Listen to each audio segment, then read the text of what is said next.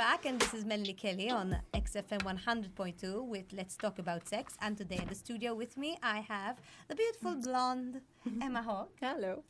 And we are talking about sexual performance anxiety. And my initial reaction, Emma, was, this doesn't happen to everyone. But upon second thoughts and your feedback, yeah, you were right. I think it does affect a lot of people.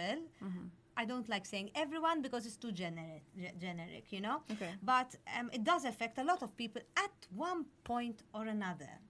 So we spoke about how it affects men and women. And you were about to start telling me all about what anxiety is. Yeah. So, take the floor, baby. I take the floor. Okay, I take the floor. So, anxiety. So we were saying that anxiety has the same physiological response as excitement. Okay. So when you think about energy, because at the end of the day, we're all energy. Yep. So, anxiety is you have a need, okay, and the energy wants to come up and out, okay, because whatever we want in life, it starts from within us, and we need energy to bring it out. We need to become active to create what we want. Okay. So this Okay. is the knot that you feel in your stomach.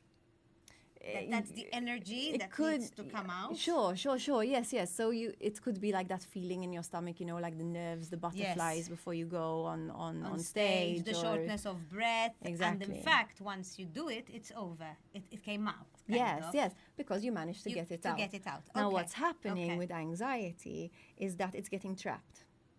Okay. Now, why does it get trapped? Why does it get trapped?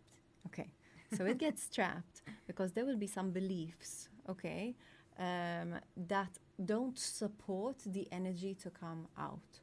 So, I understand. So if you are about to go and sing on stage, right? So you've got the anxiety, and it gets trapped because voices in your head tell you, oh, you're not good enough. That note Yeah. is not going to come out well. it might not be conscious. You might not be like, You're the thinking belief about might them, of not be course. in your mind at that moment, but it's like kind of it's part of your mental schema. It's part of your experience of life.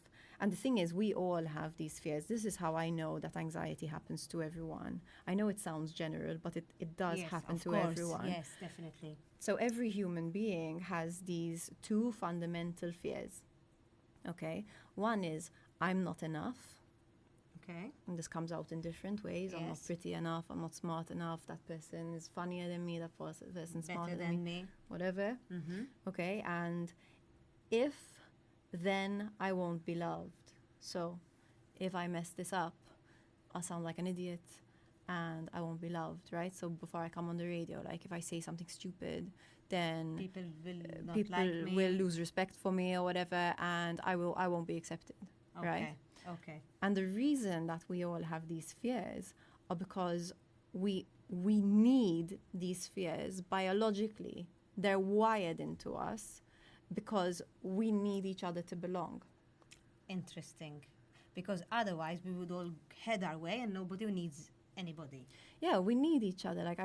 We need each other for food. We need each other for finances, right? I can't make money if there's nobody who wants my service. I need other course. people. Yes. We need each other for friendship, for Family. connection, for family, for sex. We need each other. We need Yes. each other for our species to continue. To continue, of course. So biologically, it makes sense that we would fear the loss of belonging. Okay. I'm also thinking in my head, obviously, if we had no fear, absolute no fear, I would think that we'd be all jumping off a cliff, Exactly. risking our lives. Exactly. So fear is also an inbuilt mechanism that keeps us safe. How cool is that, no? Yes, for sure. That there is something Yes. within us that protects us. Yes. In fact, an aside, when you drink too much alcohol or take drugs, that fear is, the defense mechanism is kind of disappears, and that is why you do silly stuff. Exactly. I mean, that's why people drink in the Yes. first place, Yes. because socializing Becomes produces easier. anxiety. Yes. Why? yes. Because we Shyness. fear rejection, because Okay. we all want to belong, Yes. right? Yes. Yeah. So this is what's happening in performance anxiety. I mean, we have sex because we want to connect. Yes. Yeah. I mean, okay, sometimes people will say, but it was just physical. And yeah, okay, maybe there was a physical connection and you didn't really know each other. But at the end of the day, you're still connecting, right? So you're still looking at the other person. You're still looking to see, do they like this? Do they not like this? I hope. Yeah. I hope. If you you're know? if you tell me no, as if like I'm only doing it for Because sometimes to get off, kind of thing. Sometimes I wonder with all this porn around, you know, especially I wonder about the youngsters, whether they, when they have sex, they're actually, you know, wanting to connect with somebody or just going through the motion of it. Because sometimes... Yes, and if you're going through the motion and it's only about you, like, okay, so maybe you don't realize it's all about you, but if you're not trying to connect then you're not going to be a good lover. Of course. You know? I spoke about this with Ken when we spoke about touch, you know, because it's very important, because if you're all about you, as you said.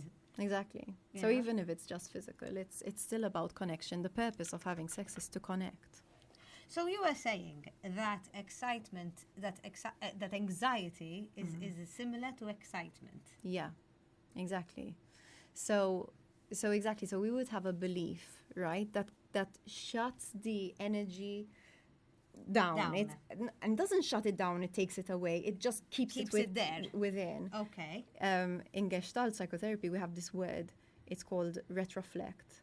Retroflect. So retro. Okay. Exactly. So you can think of it like the energy is coming up, okay, and then it sort of bounces off your inner being, like kind of, and it goes back in, and and you stay there, and you remain anxious. Yes, because this energy needs to come out. So what does it do? It starts creating this shake within you, right? Yeah. And so this is what's happening. So basically what you need to do to overcome performance anxiety is to understand the fear behind it. Understand that it's a fear of losing connection, right? Because once you understand it, then you have choice. You can change the belief. So you're saying that once you become anxious, then the symptoms would actually be either premature ejaculation or erectile dysfunction, or you get completely really tight. A woman gets really tight. Exactly, because like the fear response is gonna go off, right? Yeah. And there are two ways that we can respond to fear. Okay, so fight or flight. There's the fight or flight, but I'm thinking about, it's kind of like fight or flight actually. So look, if you're driving down the street, okay, and a car comes out of a side road suddenly, your fear response is going to go off and you're automatically going to hit the brakes, okay, right? So that's your fast boom response, okay, and thank God for that response, okay? Then there's another form of fear response where something happens and you don't know what to do. No, not that. Sorry. Not that, don't worry. So where something happens, okay, that's scary, but there's space before you respond. Okay, so this is where your prefrontal cortex would become engaged. Okay, because the first fear response, it's like instinctive. It's instinctive, so it's the reptilian and the emotional part of the brain that are going, oh my God, what's happening? Okay. So then there's another form of fear response where once that calms down, you go into thinking. And you can think about a solution in a very short period of time. Exactly. So for example, if you've gotten into a car accident, you can go, okay, are they hurt? Am I hurt? Do I need to call an ambulance? Okay. Do you know what I mean? Yes, you start to come up with solutions. Yes, and there are people who do not have what you just described. Exactly. The ability to be able to go into that. Well, this is what practices like mindfulness do, right? Like meditation. Yes. It's all about creating that space. Yes. So it's not that you'll be in a car accident and you'll go,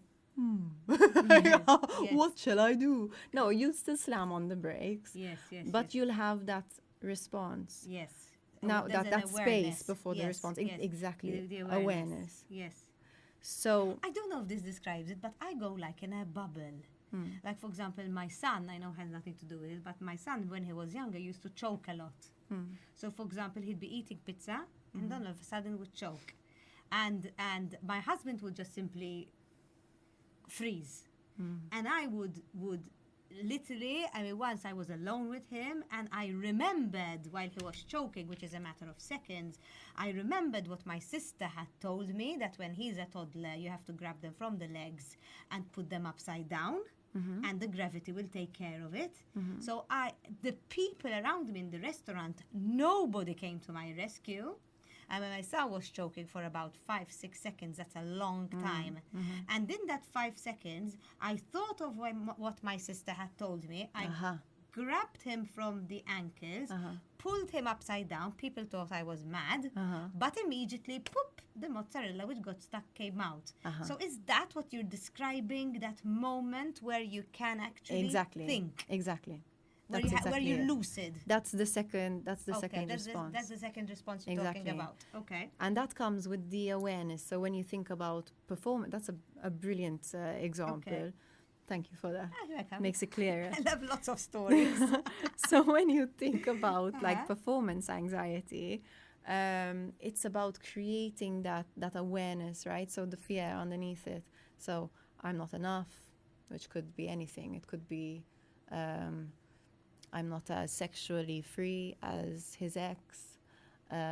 If I don't get hard, she's gonna think I don't love her and I'm gonna lose her. Okay, so it's some version of I'm not enough, or if then I won't be loved. Okay, and once you understand those, where your anxieties comes from, you can breathe, take a breath, okay, and then you have choice over how to react. The energy doesn't just become stuck and you go into the first fear response where you stop, and your body just goes, oh my God, I can't handle this, erection gone, or oh my God, I can't handle this, vroom, vagina tight. Okay. Yeah. That is the first response. So what you're saying is that there needs to go into the space of thought, what you're saying, the space of awareness. It's not so much thought, but it's about knowing. The knowing. So Ansi, it's less about thought and it's more about connecting. Because that's you're saying this why, word very often today. Yes. Connecting. Yes. Because this is what we all need at the end of the day. Like children who don't have love and connection die, or seriously suffer. Yes. So, and adults as well. Yes. What we all want is love and connection. What we all want is to belong. And we fear it when it doesn't happen. So the anxiety comes up when you're about to have sex, because it's like the pressure's on, because it's a moment for possible connection. And if you screw it up, it could be taken badly, right? You could lose the other. Yes, because then the other would make it all about himself, possibly. It could be, right? Let's say if you get very tight and you can't have sex, he is going to think she doesn't want me, doesn't love me. Exactly. So it could end up a mess, right? It's a vulnerable situation. Very vulnerable, and I can imagine that it is not easy for the couple or the person going through this, to actually take a step back, think about it, maybe talk about it. Exactly. Okay, so how can they overcome it? Okay. I mean, I know you've been talking about this first response, but how can it be overcome? Okay, so you need to connect, you need to be fully in the moment, right? You need to be with your partner, okay? And that means to fully be present means to own your experience, okay? So if I'm anxious, I bring it to you. So I don't bring it to you like, oh my God, I can't take it. Like, okay, maybe it will happen like that, but it's not about shifting responsibility. It's not about making the responsibility yours, like you did something that made me anxious. No. It's just about, I'm feeling anxious in this moment. Can you hold me? I'm feeling anxious in this moment. Can we slow things down for a second? Can we hold hands for a second? I just need to connect, And it's like, for men, this might be really difficult, because there's this. I can't imagine a man saying, "I'm feeling vulnerable. Can you hold me?" With all fairness to men, but I think it's a bit of a far cry to. It's a challenge for them, for sure, but it's absolutely necessary, because the thing is, if you don't do it, like if I'm gonna touch you, okay? If I touch Touch me, you, baby, touch me. okay, and I'm Oh, your hands are cold. they're always cold, Hey. and you're warm. So I'm if always warm. so okay, let me give you a different example, so I don't make you cold, Okay, although it's I'm fine. enjoying it. It's fine. If Lots of touching going on here. if you're getting a massage, Okay. okay, Love massages. yeah, exactly. Okay. But okay, so imagine, okay, so you're getting a massage, and the masseuse is like really relaxed, in the flow, really there to give you and serve you, okay? You're gonna feel that. Your body's Yes. gonna go, oh, Yes. okay, I yes. feel good. Yes. Okay. Yes. Yes. Now let's say you're getting a massage, and the masseuse is stressed, I had that once. okay? I could actually feel she was in a hurry, Okay, and I there you did go. not enjoy it Exactly, because it was like you could feel it. exactly. You could feel it. So this is what's gonna happen Hey, come if in the you're bra, experiencing performance anxiety. Why, thank you. If you're experiencing performance anxiety and you don't own it, you don't bring it to your partner, they feel it. Yes, okay, I And- get what you're trying to say. So even if you don't talk about it, your partner is going to feel it. Exactly. Just like I felt you, that messer. Yes, you. Yeah. Yes, you're Yeah, doing all my that money for hour. nothing, man. Yes. No, Yeah. I don't really pay, but anyway. Okay. Okay, listen, I'm going to have to stop you here. Okay. Because we're out of time. Again, we talk so much. I actually forget So, that there's like a time but, limit. But then that's why there's me, you know. Yeah, as a thank God for you, presenter. because I'd just be like, blah, blah, blah, blah, blah. So anyway, so we're gonna stop for a short break and another song, and we'll be right back, and we'll continue talking about performance anxiety and how to overcome it. Yeah.